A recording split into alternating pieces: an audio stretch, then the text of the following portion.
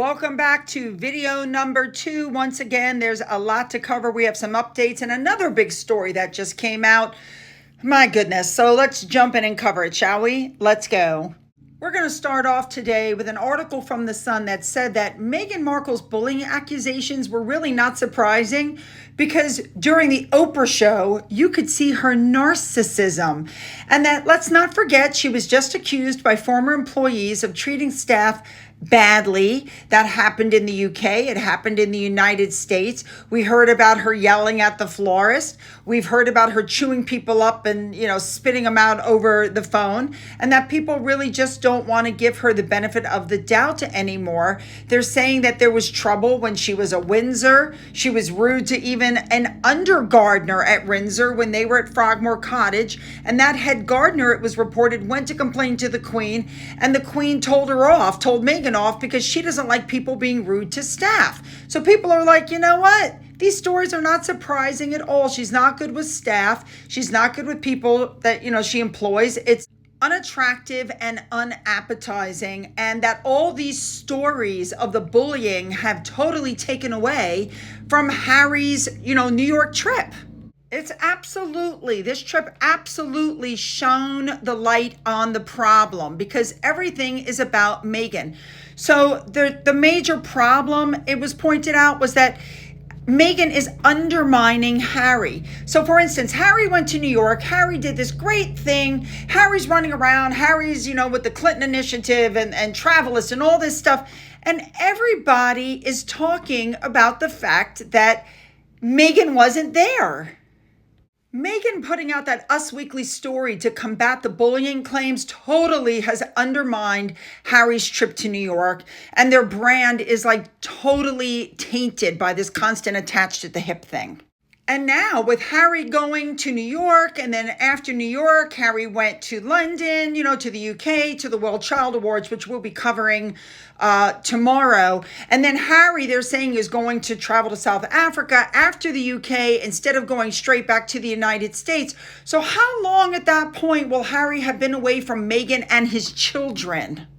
Didn't Harry whine and complain to everybody about genetic pain, about how his father was always away doing things and he was left behind? Isn't he doing the same thing? Well, as I told you guys before, this entire trip is to try to win back public favor because he has stood behind his wife the whole time, pushing her forward so that she could achieve her dreams.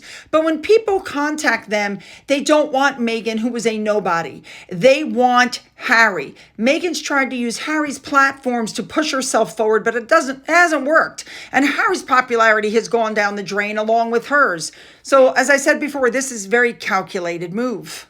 So these two have definitely split up. Harry's doing the polo thing and promoting his charity work, and Meghan's working on ARO, which isn't going anywhere. And that cookery show that's, supposed to go with it, and that's not doing well either. And they're saying that, again, this is happening because the power couple thing hasn't worked out for them. So they're having to separate their professional lives, and it didn't work. In the meantime, stories have come out saying that Harry and Meghan absolutely 100% cannot renegotiate a return to working life. We know that Harry has offered to step in while Charles has been ill and while Princess Catherine has been ill, and he was told absolutely no. The half in, half out life is a no. You're either all in or all out. Do I think Charles would take Harry back? Yes. Do I think he would take him back with Meghan? No. Let's move on now. King Charles, we know he's going to the Commonwealth Heads of Government meeting in Samoa next month.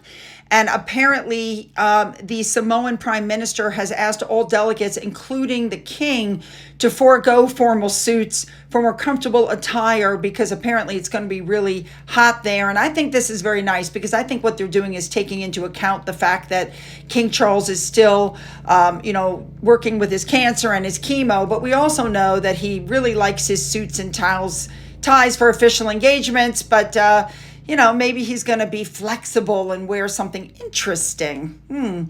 I would really like to see this. We'll keep an eye on this story. All right, let's move on. All right, I just want to touch on this next article because they're trying to make it sound like William is doing a tit for tat with Harry, and I just don't believe that that's the case. Basically, the palace came out and announced that the Prince of Wales is going to celebrate the end of the Up Against Time London Air Ambulance fundraising appeal. Apparently, they needed £16 million to fund 2 new helicopters, and a thing was put out on Twitter, but it was put out because, while Harry is coming to London to attend his charity event, and somehow that's a slap to Harry. No, it's not. All right, next up, before I touch on the big story for today, I wanted to talk about this because we know that Harry is in the UK for the Well Child Awards. Again, we'll be discussing that tomorrow. But what they're saying is that there are no plans for Harry to see Charles or William during this visit, even though he's staying apparently a stone's throw away from Buckingham Palace. Let me remind you guys that the last time he was in the UK in May, he was offered a place to stay. He was supposed to meet with his dad, but he put out the narrative like they didn't give him a chance to stay anywhere and they were too busy because they were having garden parties. But I think that if there was an opportunity for Charles to see Harry, I think they would make it. Harry would have to go to Scotland. Harry doesn't want to. Harry is there for Well Child. Harry is leaving for Africa afterwards. So I don't think it's that Charles and William don't have time for Harry. I think Harry doesn't have time for Charles or William. Spin the cube the other direction. All right, let's move on to our main story. People are now talking about the way Harry and Meghan are raising their children, not exposing them to any royal influence, and saying that their upbringing in California is disappointing. Neither one of them have met either of their grandparents, and apparently Meghan wants to raise them as Americans. She doesn't want any royal influence.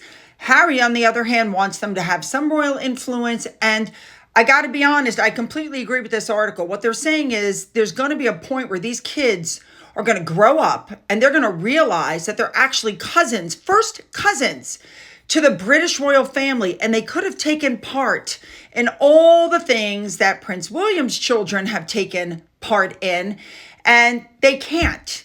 And it's going to be very disappointing for them because I think that George, Charlotte, and Louis are basically going to freeze out their cousins when they get older. In other words, when George, Charlotte, and Louis grow up and see the things said by Harry and Meghan, forget it. Now, at this time, the son is claiming that Meghan wants to keep control, and that's why she's holding the kids. I do believe I've said that before in several videos, that she's basically trying to hold them like a bargaining chip over Charles, which is why when Harry looked at Charles when they got evicted from Frogmore and goes, well, don't you ever want to see your grandchildren? Why would he respond to that when he was never been allowed to see them or have a relationship with them up until that point?